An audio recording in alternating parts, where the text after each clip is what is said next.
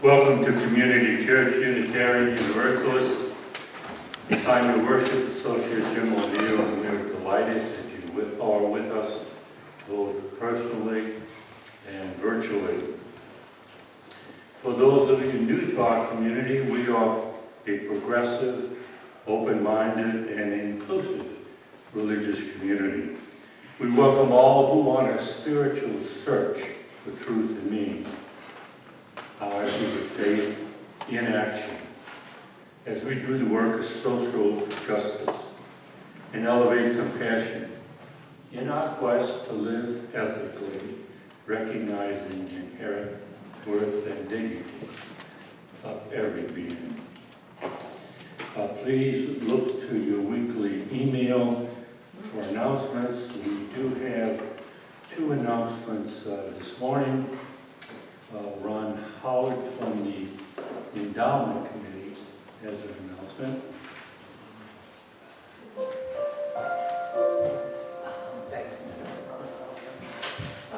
Good morning. Good morning. My name is Ron Powell.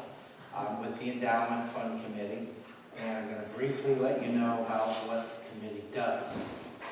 For example, in 2024, we will be contributing to the church $700 for the sanctuary sign honoring Avis Moore, who is a longtime supporter of this church and the Endowment Fund. In addition, we will set aside $1,000 for rain barrels and the planting of sustainable native plants around the church. We will also help in the purchase of LED light bulbs for the church, which will help our electric bill, we hope. Typically, funds from the endowment also help cover items not included on the church's budget when we need it. In addition, there were 4 grants given out this year for the greater community to the following: Red Flame Hunters, Cooler bus services for the unhoused. That's a really cool service. You can look them up online if you like. It's a really good service. The Rosa Fund. This year we're partnering with the Greater New Orleans Foundation Impact 100 program. And if you need more information on that, please see Jolie. And that's it. Thank you.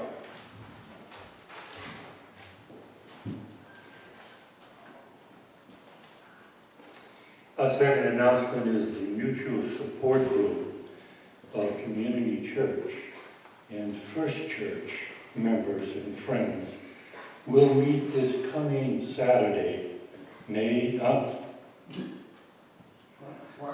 March the 2nd, okay, at 1 p.m. We will be discussing the ways we can support each other as First Church moves from their current building. Please make plans to attend if you're able. We're delighted to welcome to our pulpit today Holley Haymaker, who is a member of the Unitarian Church in Baton Rouge, but also a member of what they call the Preacher Pack, those who have generously offered to share with us. She is a retired physician and teacher, and we're delighted that she is with us today. Assisting her is Jeff Gauger. He will be presenting to us on his own April the 7th. He is president of the board of the Unitarian Church of Baton Rouge. We're so pleased that they could be with us today.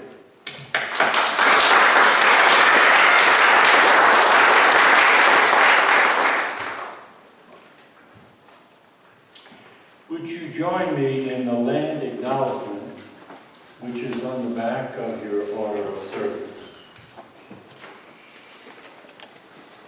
We acknowledge and pay tribute to the original inhabitants of this land. The city of New Orleans is a continuation of an indigenous trade route on the Mississippi River, known for thousands of years as Fulani. Tribes that have lived on this land include the Caribou, the Natchez, Choctaw, Chickamauga, Oma, Tunica, Biloxi, Atakapaista, among others. We recognize that as a result of broken treaties and involuntary removals, Native Americans are enforced in their lands. We remember and pay respect to the communities impacted by these actions. Native peoples that lived on this land since time immemorial, and the resilient voices of Native Americans remain an inseparable part of our local culture. With gratitude and honor, we acknowledge the indigenous nations that have lived and continue to thrive here. We now have our opening words.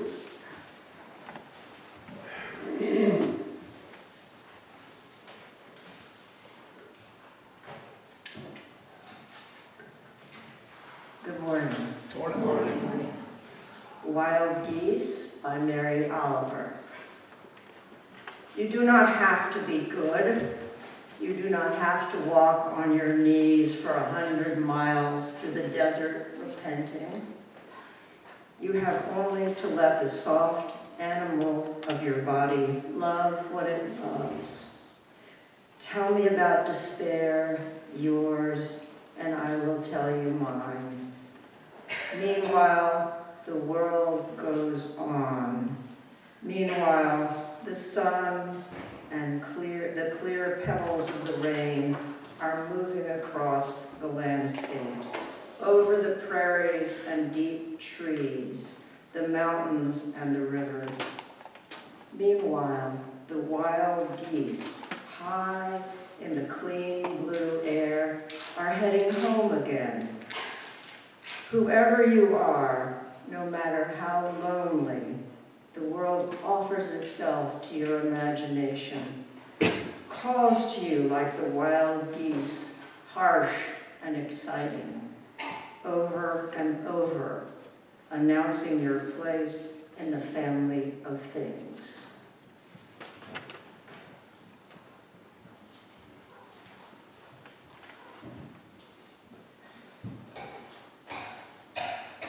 It is our custom to light a chalice, invoking hope and eternal truth to our worship. Please join us in singing the words of chalice lighting. We light this flame. They're printed in your order of service.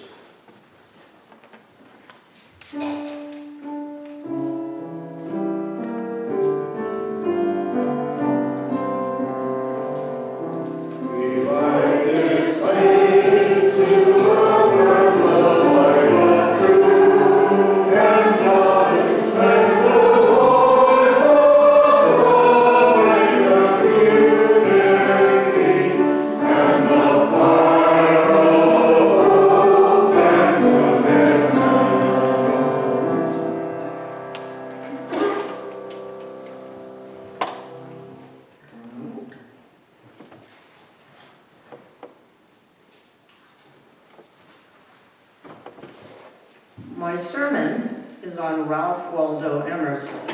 So here's some background on Emerson. Waldo Emerson was the second son of a minister. His early life was not easy. His father died when he was 8. His widowed mother scraped by, running a boarding house to keep the 5 children from poverty. Waldo, as he came to be known, did not seem to be destined for greatness. At Harvard, he was an undistinguished student, graduating 30th in a class of 59. He drifted, as many did from that time, into school teaching, a job he disliked, and then into the ministry, which he didn't like either. He abandoned it, or they abandoned him, I'm not quite sure, when he lost his belief in the communion rites of the church. He was no good at pastoral care and didn't agree with the rituals of the Unitarians. They were too stuck in tradition. Along the way, he was beset by tragedy. Eye trouble and early symptoms of tuberculosis plagued him. He witnessed the collapse of his family. 3 of his siblings died in childhood. 1 was retarded from birth. 2 died in early adulthood. 1 spent time in a lunatic asylum. The hardest blow was the loss in 1831 of his beloved wife, Ellen, who died less than 17 months after their wedding. I can tell you more about his grieving in conversation afterwards. I'm just trying to keep this short. But he had some wonderful influences in his life. His aunt paid for his college at Harvard and challenged his thinking for the rest of her life. And he sought out many other thinkers in Europe and at home. He liked to think of himself as a poet, but he was a thinker, a philosopher, a family man, a farmer, and ultimately a public intellectual, what we now might call, no. But he was a talking head. He was a public intellectual. He lived in Concord, Massachusetts, a small town not too far from Boston. He made his living as a lecturer. He could give the sermons without having to fool with the pastoral care. It was a time when, of course, there was no TV, no YouTube, no radio, no NPR. But Americans wanted to know more about things, about science and history, about how to farm better, engineering. And the first adult education outreach in the whole country was called the Lyceum Movement, which was well-timed for him. Emerson was one of their star lecturers. During the winter months, he went from town to town along the growing railroad lines, earning his living giving lectures. During the summer in Concord, he spent his mornings writing in his journal, writing his lectures, and thinking. And he drew other thinkers around him. Henry David Thoreau, of course, Nathaniel Hawthorne, the irritable Bronson Alcott, Louise's dad, Margaret Fuller, and others. From his lectures, he made enough to support his family and many of those thinkers, too. You may recognize those, and Emerson was a major figure among transcendentalists. I am not talking about transcendentalism today, if you were hoping for that.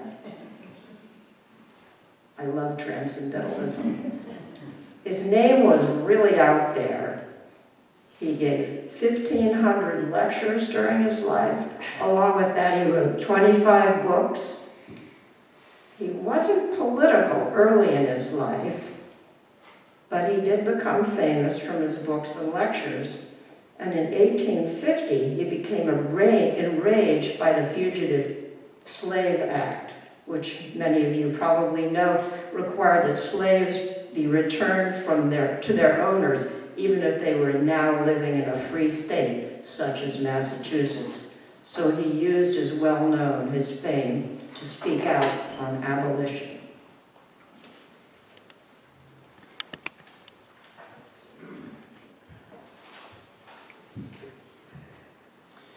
Thank you. Now is our sacred time of joys and sorrows. If you're online, you can write your joys or sorrows in the comments section to be read aloud. In person, you may write them on one of the cards being passed out by our greeters, or feel free to come up to the microphone and share your joys or sorrows. You can remain seated for the hymn, number 112, Did You Hear?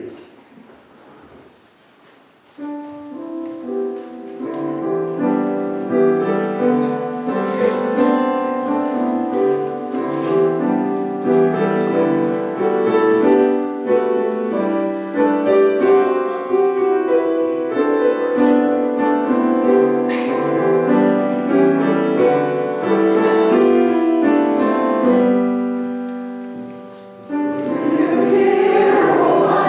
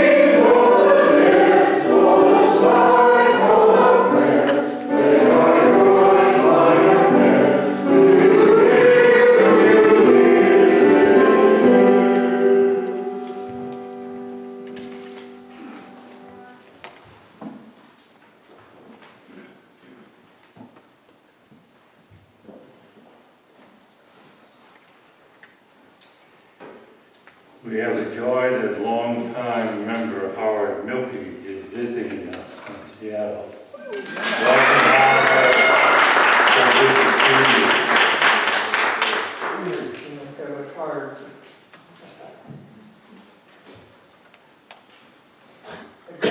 And from Sean Asoro, Flacco, the Eurasian eagle, who escaped from his cage in the Central Park Zoo, New York City, has died after 1 year of freedom.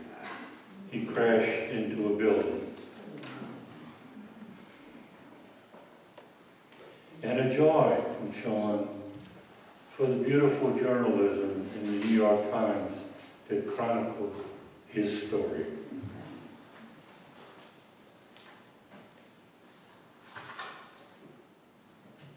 And from Howard, I was invited to give a lecture, Getting the Lead Out, by the Tulane School of Medicine. Toby has generously hosted me here.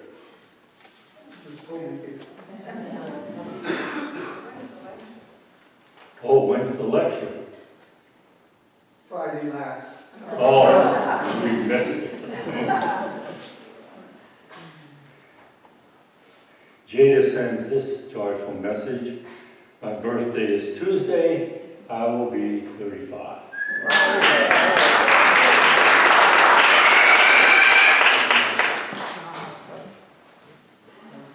Yes, please. Oh, yeah, of course. It's supposed to be short this time. Marianne?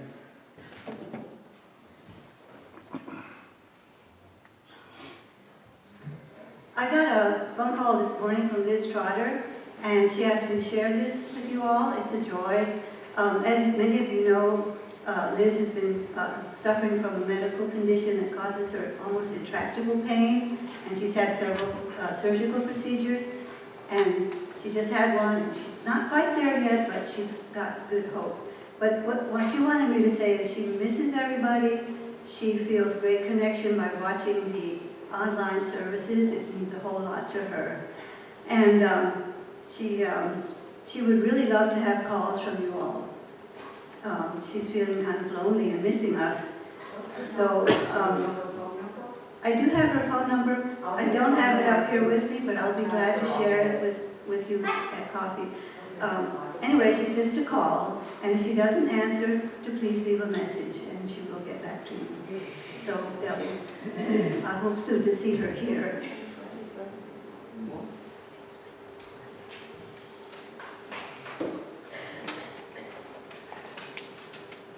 This is going to be very short. I bought Cambodian last time, and I'm not doing it again. I played UNO tennis on the first string in college when I was there.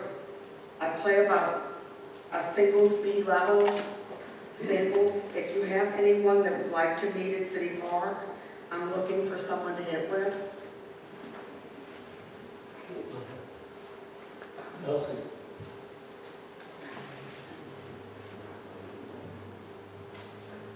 So this turned out to be a blessing, and it almost wasn't.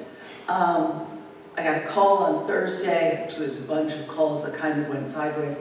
A friend of mine was not okay and wasn't quite sure what was going on.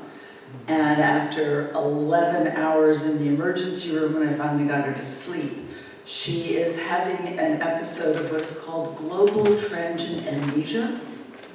It's not a stroke. It is a small bleed or a collection of fluid that kind of moves the brain.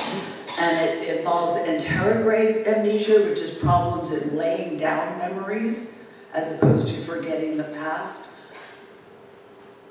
We were lucky because she recognized that something was wrong and she had the wherewithal to make a call. If to any time anything doesn't feel right, your head just doesn't seem like it belongs to you, make that call, because it could have been terrible. And as it is, she's home and she's fine. But it was a very scary couple of days.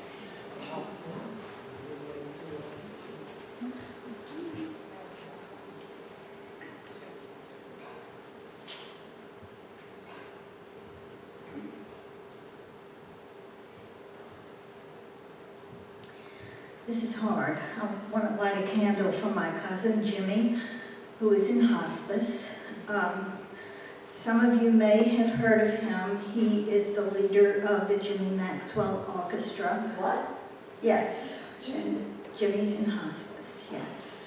Mhm.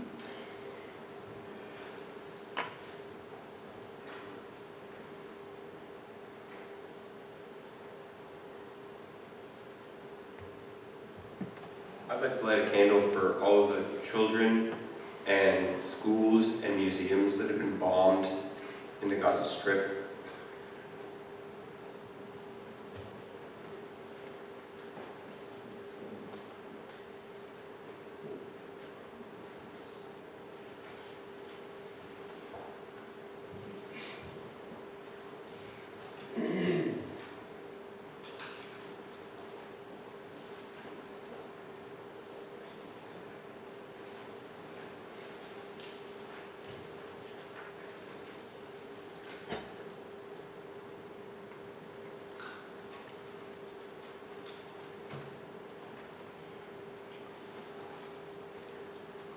Well, you've already been warned that I'm the first of the preacher pack.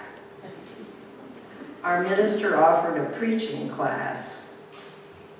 I said, oh sure, I'll do that. I've been listening to these things for years. Let's go behind the curtain and see how they're put together.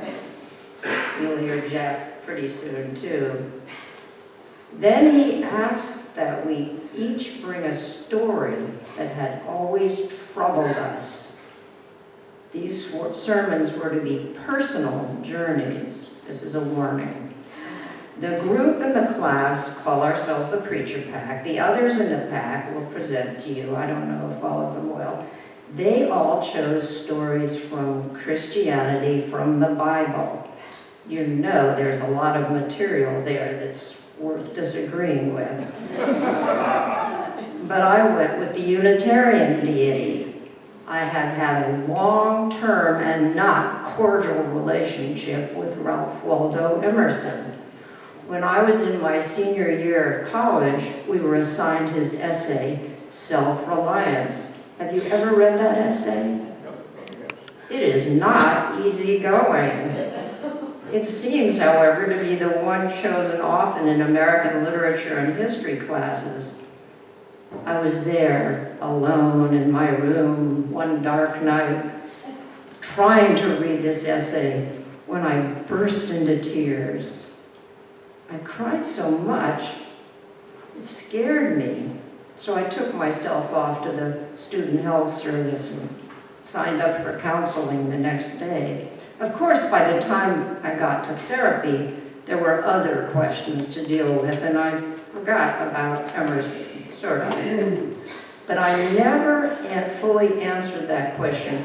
Why did this essay make me feel so upset? So I thought, aha, here's my chance to work on this. Let me say, there's an entire academic field of Emerson studies, but I will limit myself to this essay, Self-Reliance. If you wish, go to the web, search Emerson, and you will see lots of arguing. But in 2011, I ran across an essay in the New York Times Magazine called The Foul Reign of Self-Reliance. I thought, this looks good, and I cut it out. And the New York Times article goes on to say, Emerson's famous call to independent thinking gave rise to every faddish movement in America, from birthers to Etsy to Blink. But enough is enough. Oh God, I thought, I cut this out of the paper. And now, I am clearly no longer 22, which is the age when I first read this essay. And in the years between then and now, I didn't deal in depth with it. Too much else was going on, but there's a poem I wrote about 15 years ago about that evening, my first encounter. Forgive me my poetry. Listen, after reading Self-Reliance. I was only 22 when I ran into that goddamn beat-nosed Ralph Waldo Emerson him with his opinions. I'm telling you what to do, he says, but I'm not telling you what to do. Stop checking off boxes. Stop that unpleasant pleasing. Who to trust? No one. Only your inner voice. Only you. I was at 22. I was a whiz at checking off boxes. Boxes keep you busy. Busy is a fine salve for angst. What elusive, befuddled inner voice. I've had it out for Emerson ever since.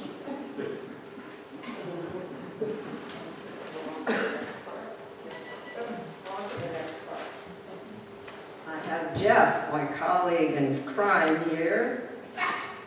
So, the title, you may have noticed, is called Duking It Out with Emerson. Pray tell, am I wrong? Okay, why?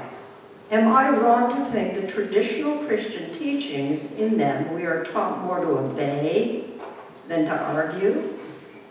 This is especially true for fundamentalists. Judaism, smart people there, have this tradition of the Midrash, a collection of rabbis arguing about the meaning of the Torah. I'm not Jewish, but my father was the captain of his college boxing team and then became a lawyer. He liked man-to-man combat and he loved to argue. So I was raised so much not in acceptance and philosophic contemplation. More, I was raised in dueling opinions, often to mother's distress, loud dueling opinions. And I had my opinions. By the time I encountered Emerson, I believed that part of a good and moral life included working towards social justice. So, trained by my father, rather than contemplating, I choose today to duel, or in this case, box, with decent rules, of course. Jeff, as Ralph Waldo Emerson, thank you, Jeff, once again. And please, we'll play that part. And please note that every word he speaks is straight out of the essay on self-reliance. Here we go. Our contenders. In this corner, we have Ralph Waldo Emerson of the Fighting Words. And in this corner, his opponent, the exasperated lightweight Holley Haymaker. Ding! Round one. Emerson comes out swinging with epigraphs. Ne te quaeseverus extra. Do not seek outside yourself. To believe what is true for you in your private heart is true for all. All of me. That is genius. Wait! First you confuse us with Latin. Whack. Then you say that what is true for you applies to all men, and that is genius. Who made you the God-given genius? Ding! Round two. He who would gather immortal palms must not be hindered by the name of goodness. Nothing is sacred but the integrity of the mind. Okay. If you wish to be immortal, forget goodness. Is that what you're saying? Ding! Round three. Do not tell me, as a good man did today, of my obligation to put men in good situations. Are they my poor? Okay, forget kindness too. Of course they aren't your poor mister. You married well and inherited all your wife's money. But then, to whom are you obligated? Ding! Round four. I must be myself. I cannot break myself any longer for you or you. If you you are noble, I will love you. If you are not, I will not hurt you and myself by hypocritical attentions. Excuse me, Mr. High and Mighty. Are you saying it would be hypocrisy to pay attention to anyone who is not noble? Anyone who is struggling and unhappy?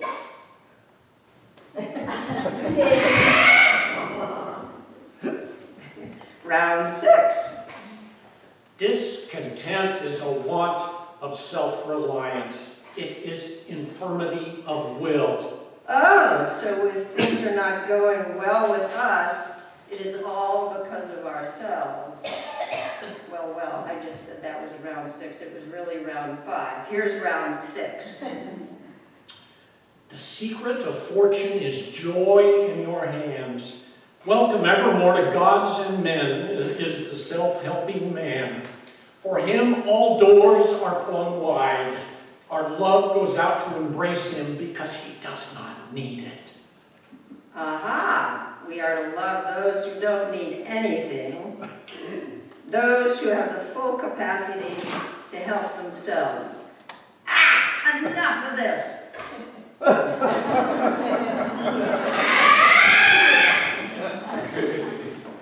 I think that's the end of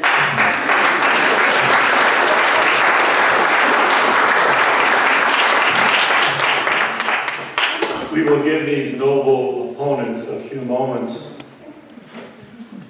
while we do our offertory. Community Church Unitarian Universalist is a self-sustaining congregation. Members and friends, generosity, help us do the sacred work of bringing justice, spirituality, and compassion to our community. And beyond, you can give online at CCUUNOLA.org/stewardship or by text 504-370-2659.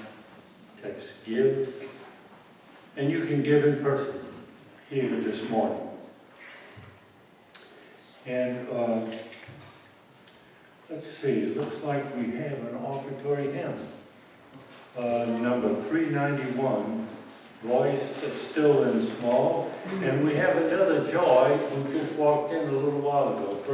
Brunson, so good to see you.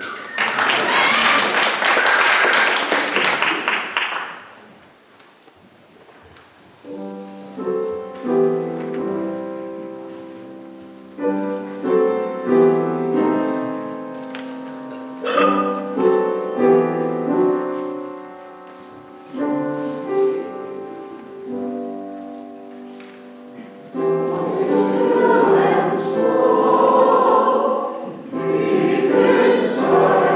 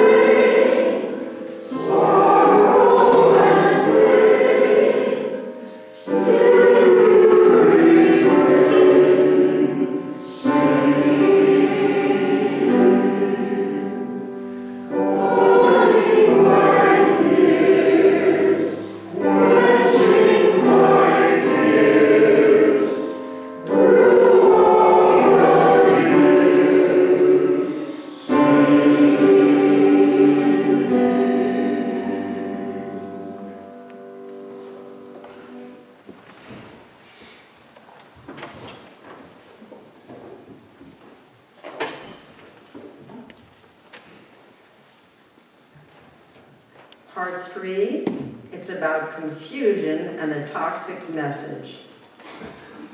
A foolish consistency is the hobgoblin of petty minds.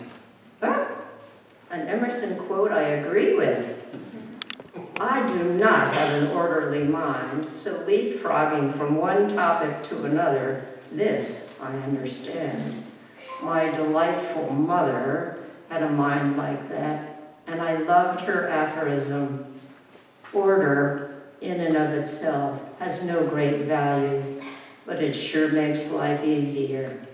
Thanks, Mom.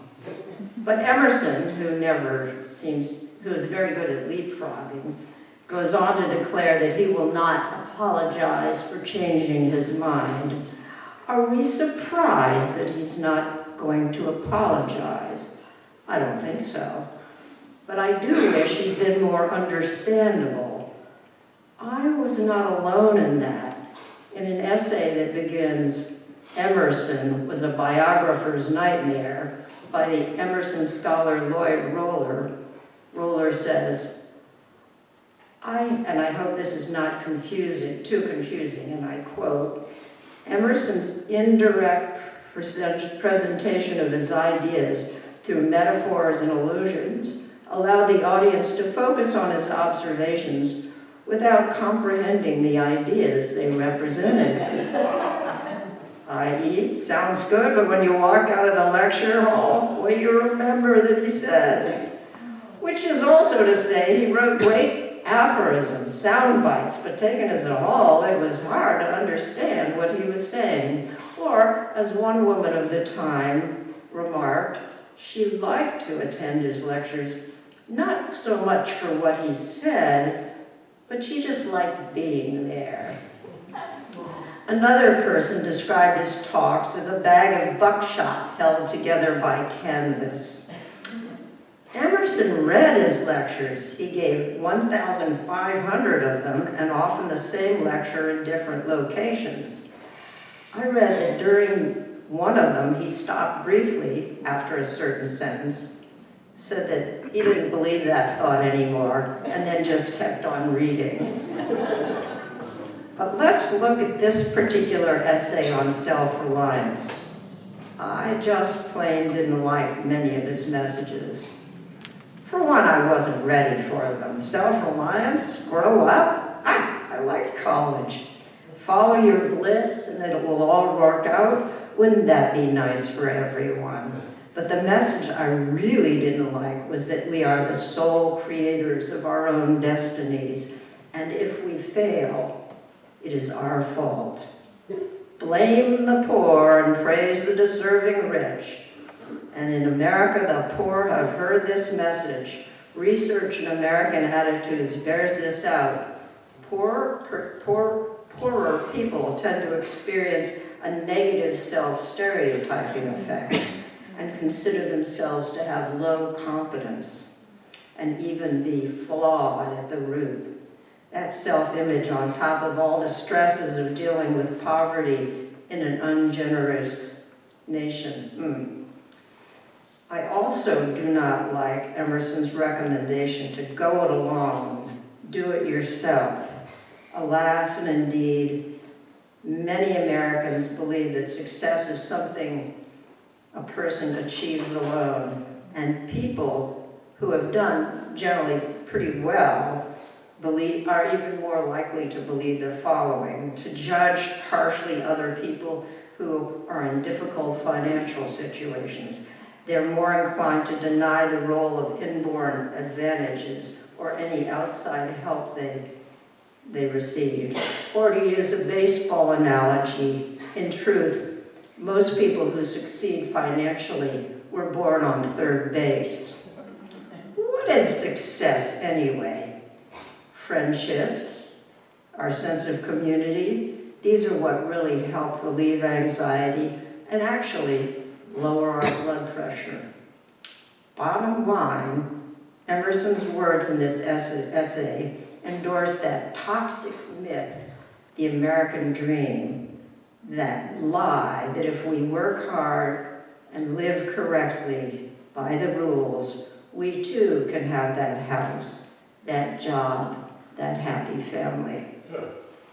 Many Americans have bought this toxic myth and are puzzled, upset, and angry when it doesn't come true.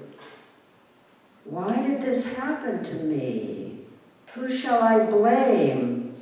How about immigrants, welfare queens, all those damn women taking up the jobs that belong to men? Yes. Emerson.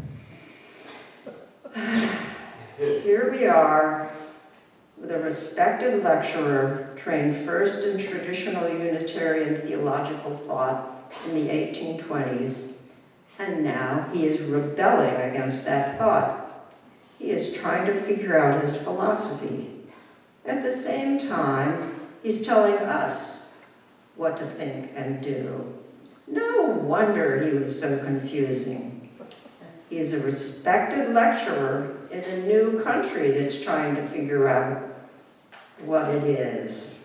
His message is to not depend upon the thoughts and traditions of the old world.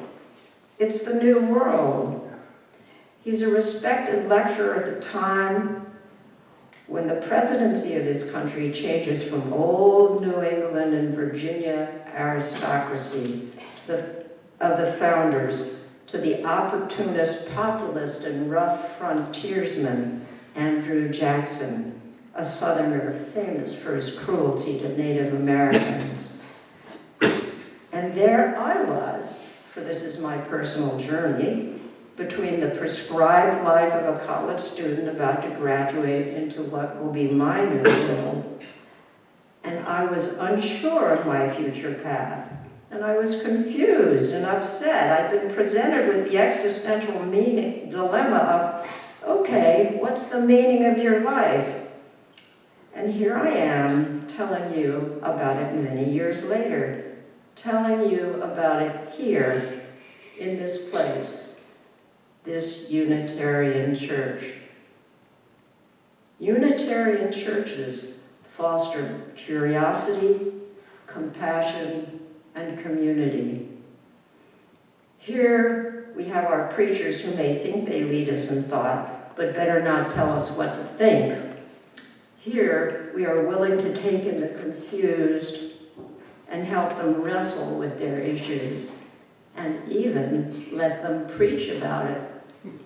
Here, where we are responsible for ourselves, where we must govern ourselves, organize ourselves, everything from who will make the coffee to who will write up the budget.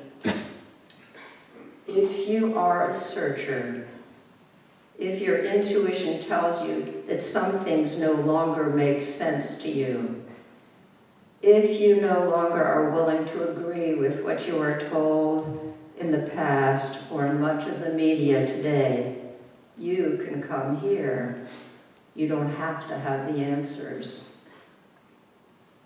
Have I answered the question I was asked? Have I figured out why I was so upset, so overwhelmed by self-reliance when I was 22? I think I have. For one, his language is so confusing and frustrating to decipher. Actually, I confess, and this is not my written sermon, but I went to ChatGPT to see what they said about what this sermon, what this essay was all about.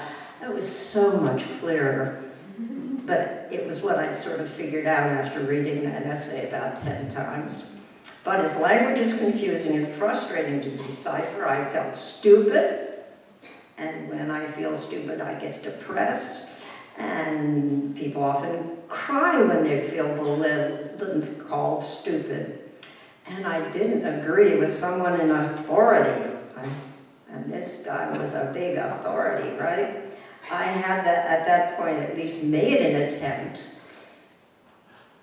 Often, well, with mixed results, to follow the rules. Now I totally disagreed. And that made me a little scared and therefore angry. And I guess I was getting educated, which is to learn to disagree, to think for yourself. And that is why what really upset me was he presented me with that dreadful gift of an existential dilemma, especially when I wasn't ready for it. The gift of freedom that came with the responsibility for what was I going to do with the rest of my life. I was cut loose on my own. Oh, help. So thank you for listening while I puzzled things out with this story that troubled me. Some of this may have been obvious to you. It's obvious to me now. Well, yes. And thank you for the presence of this, your beloved community, where we can honor and support each other as we work through the things that are confusing to us, and where we work toward justice as best we can.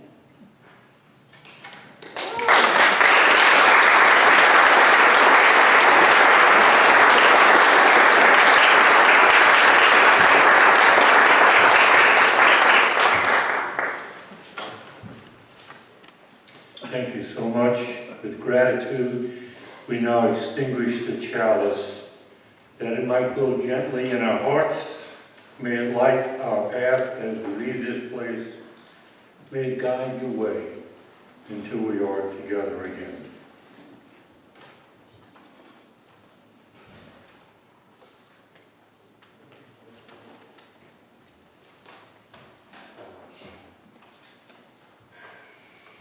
The postlude is I'm going to lift my sister up. No? It is. Is that a video or something? I'm going to lift my sister up. You know? What? I don't know. What is,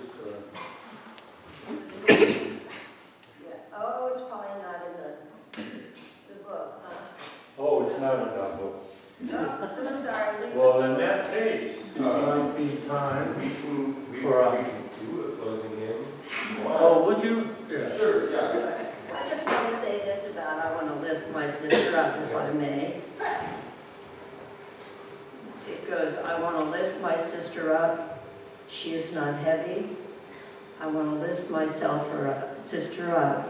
For if I do not lift my sister up, I will fall down. And it goes on to brother and community and family.